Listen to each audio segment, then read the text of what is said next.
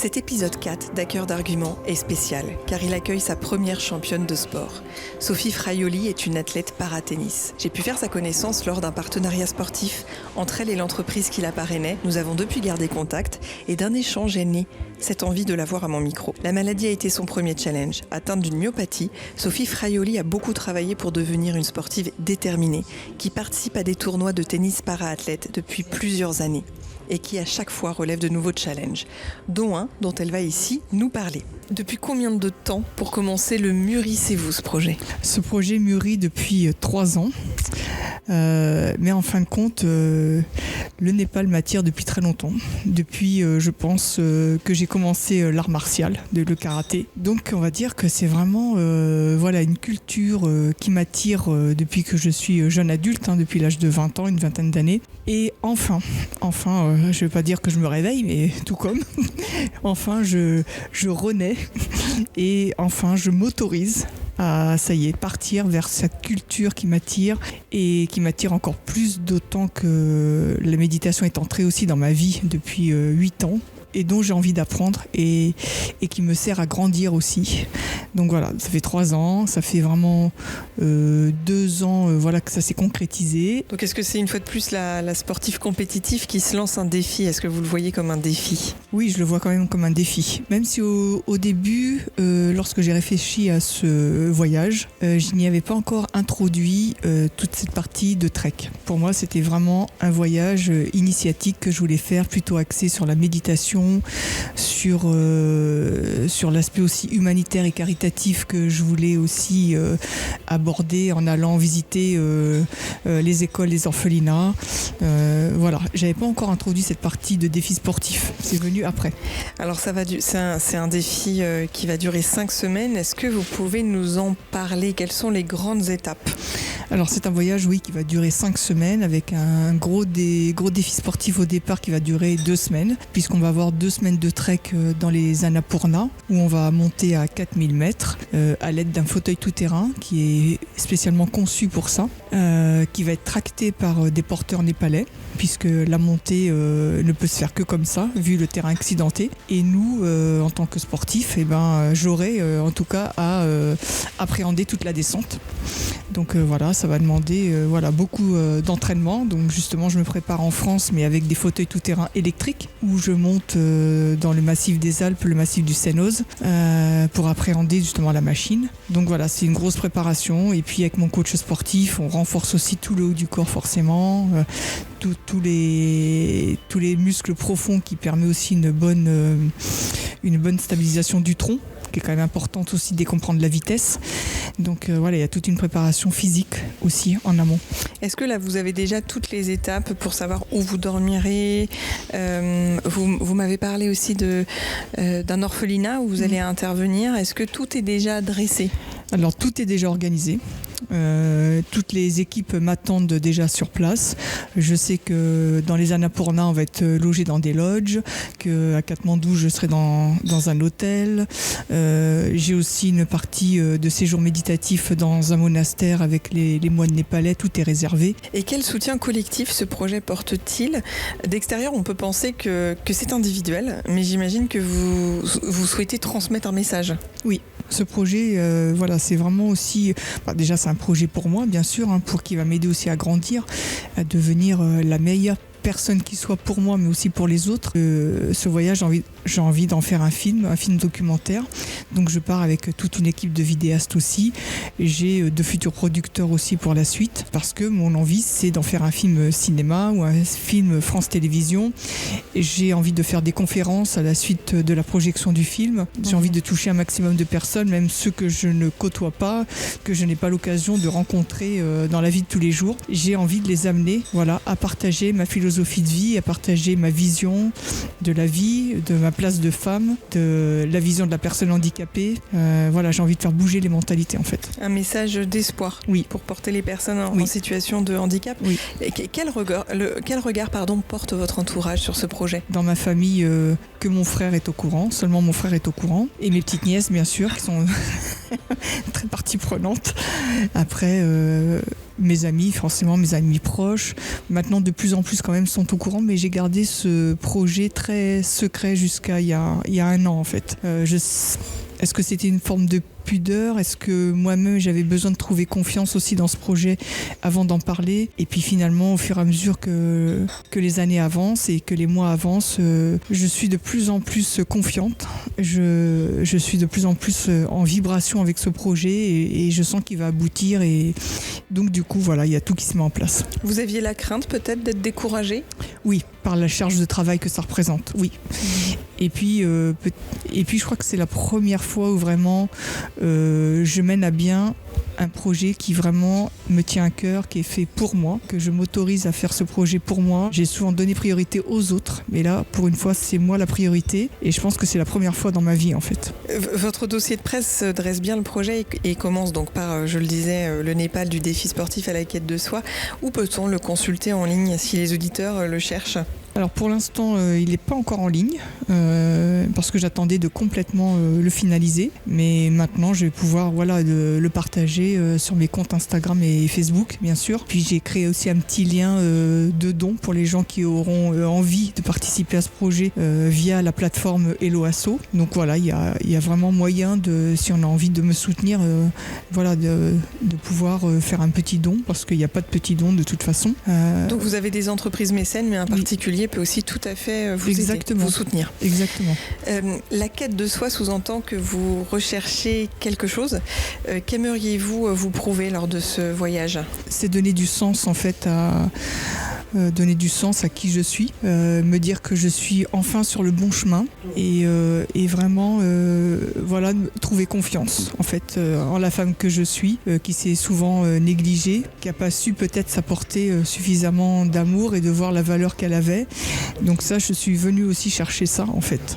Je suis venue chercher de la paix et de la sérénité. La sérénité, pour moi, à mettre dans mon cœur et puis et pouvoir aussi, du coup, transmettre aux autres aussi cette paix. On peut lire dans le projet que c'est un projet de résilience. Donc, c'est dire qu'une fois de plus, la résilience passe par plusieurs étapes dans la vie et que ça se travaille tout au long de sa vie et que ce voyage va en faire partie. Bien sûr, la résilience, c'est pas juste un grand mot, quoi. Hein. C'est aussi une démarche.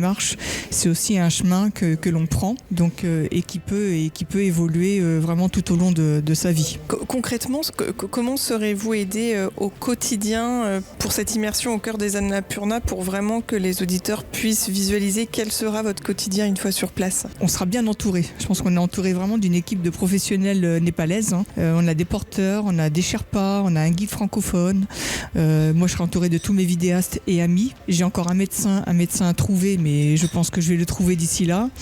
Donc je serai vraiment bien entourée parce que je pense que physiquement ça va être éprouvant. Monter à 4000 mètres, c'est pas rien au niveau du corps. Donc, et puis après même la méditation au sein d'un monastère avec les moines népalais, avec tout ce que ça comporte en termes de silence, en termes d'introspection, en termes parce qu'on va avoir tout aussi tout un enseignement autour de la méditation, comment la mettre au profit de son quotidien, comment la mettre dans son quotidien, oui, dans sa vie de tous les jours. Donc ça aussi, ça chamboule, forcément.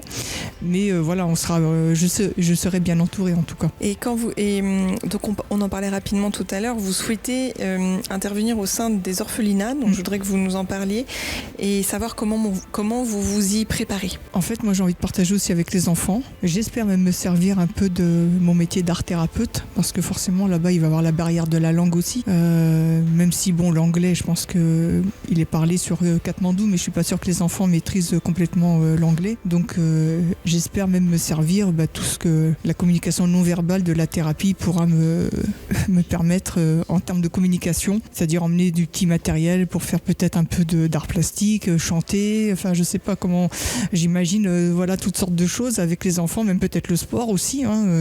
Et vous allez faire plusieurs orphelinats Je sais pas trop encore exactement ce qui est prévu avec les guides là-bas, mais je sais oui que ça sera des écoles ou orphelinats. Vous avez eu votre carrière où vous êtes occupé d'enfants toute votre vie, vous en occupez encore, et on sent qu'en fait même au Népal vous avez encore envie d'être proche des enfants. Oui, parce que je trouve que les enfants c'est notre avenir en fait. C'est l'avenir. C'est l'avenir. Donc c'est auprès d'eux vraiment qu'il faut cultiver cette éducation à la différence, à la tolérance, et c'est tout petit que ça commence. Donc oui, pour moi ça me tient vraiment à cœur de partager avec eux et de leur montrer que même quand on a des difficultés dans la vie, eh bien ça n'empêche pas d'avoir une belle vie. Tout être humain en tout cas mérite aussi à sa place. Voilà. Comment, alors vous parlez des vidéastes, combien en avez-vous, et pour ce beau projet de documentaire qui vous porte aussi beaucoup, puisque le documentaire a pour but de transmettre l'expérience, comment chacun contribue-t-il à la recherche de fonds pour parler concrètement aujourd'hui? Où en êtes-vous? Combien vous manque-t-il pour mener à bien ce projet? Je pars normalement avec 2 voire 3 vidéastes. 3 ça serait vraiment un idéal. 3 vidéastes, j'ai une société aussi de production qui sont intéressés par le projet. Actuellement, la recherche de mécénat, c'est essentiellement moi qui me met à cette tâche difficile, qui me demande beaucoup d'énergie, mais qui me plaît énormément. Et actuellement, on va dire que je suis à la moitié de mon budget. La partie soutenir votre projet met finalement peu en avant quelque chose que moi je vois. C'est la lutte pour l'insertion des personnes en situation de handicap dans ce genre de parcours, pour montrer que ce type de voyage est possible. Donc là, je parle du dossier de presse. Les messages envoyés et l'espoir donné aux personnes handicapées est assez exceptionnel. Donc en fait, une entreprise qui s'associe à votre projet, elle porte des valeurs très fortes d'entraide et de solidarité. Moi, je vois plus ça, par exemple, que l'aspect développement durable dont on parle. Pourquoi c'est peu mis en avant cet aspect dans le dossier de presse? Peut-être parce que j'y avais pas pensé tout de suite. En fait, c'est venu aussi après. Mais c'est vrai que je me rends compte, pour les mécénats d'entreprises que je peux faire, ou même les entreprises qui voudraient me soutenir, je leur propose toujours maintenant de faire une conférence en amont de ce projet, aussi pour aussi les remercier de leur mécénat, parce que je trouve qu'il y a beaucoup de sujets qui peuvent être abordés et qui peuvent être aussi utiles à des chefs d'entreprise, tels que la résilience, l'adaptation, la place de la personne handicapée, même au sein d'une entreprise, la place de la femme entrepreneur aussi. Ce sont des sujets, même de la résilience aussi, c'est des sujets importants même quand on est chef d'entreprise. Et quelle émotion aimeriez-vous ressentir une fois arrivé au sommet, face aux montagnes du Népal? Alors là, je m'imagine déjà. Je m'imagine vraiment... en fait, mon rêve, ça serait même d'accéder au sommet en faisant quelques pas. Parce que mon rêve, c'est de me mettre debout avec l'aide de mes amis et de faire quelques pas jusqu'au sommet et de lever mes bras en guise de victoire. Victoire sur la maladie, mais victoire aussi pour moi qui a su me relever de plein de choses. Une très belle image. Pour conclure, à l'occasion du Téléthon, donc 2014, on en parlait rapidement tout à l'heure, j'ai pu découvrir un beau portrait de vous, avec une très belle note de fin donnée par la journaliste, qui est pas de médicaments encore pour guérir la myopathie, mais Sophie a trouvé le sien dans le tennis qui lui permet de se surpasser, de travailler ses muscles et surtout d'être debout dans la tête. Donc diriez-vous aussi que le message à transmettre dans le cadre de ce trek et de votre combat quotidien est que l'on peut rester debout malgré tout? Bien sûr, on peut rester debout malgré tout, malgré une maladie qui évolue. On peut être debout même assis dans un fauteuil roulant, c'est-à-dire debout, c'est vivre, c'est exister, c'est être là, c'est avoir sa place. C'est ça, être debout. C'est pas juste je suis debout sur mes 2 jambes. Je suis debout, oui, comme vous dites, dans ma tête, c'est-à-dire que moi je suis vivante pleinement. Pleinement vivante. Quel mot avez-vous à dire à une entreprise dans le cadre de votre recherche de mécénat, Sophie, pour ce documentaire qui sera certainement très beau, très fort et qui va justement soutenir les personnes en situation de handicap, les parents, les proches, avec vraiment des messages forts tout simplement? Quel mot voudriez-vous dire aux entreprises par exemple, aux particuliers aussi, mais aux entreprises pour avoir des aides significatives? Moi, aux entreprises, j'aurais envie de leur dire n'ayez pas peur de me soutenir. Voilà, parce que ce projet aura une belle visibilité et est porteur pour moi d'un message très important qui est aussi de l'ordre de l'acceptation telle que l'on est. Un chef d'entreprise, souvent, on lui demande aussi de s'adapter, on lui demande de faire face à des coups durs. Voilà, et c'est comment tu te relèves de tout ça, qu'est-ce que tu crées de nouveau pour rebondir. Et c'est tout ça aussi que j'ai envie de faire passer comme message aussi pour les salariés. Parce que finalement, comme on le disait tout à l'heure, tenir debout, ce n'est pas uniquement le physique, c'est le mental. Oui. Et en effet, dans le monde de l'entreprise, vous auriez aussi beaucoup de choses à apporter. Et n'ayez pas peur d'embaucher des travailleurs handicapés. Voilà. N'ayez pas peur parce que ces gens-là, souvent, ont l'impression de devoir donner beaucoup plus que d'autres, ont besoin en tout cas de prouver à l'employeur ce qu'ils valent, alors que les travailleurs handicapés, comme tout travailleur, ont aussi beaucoup de valeur.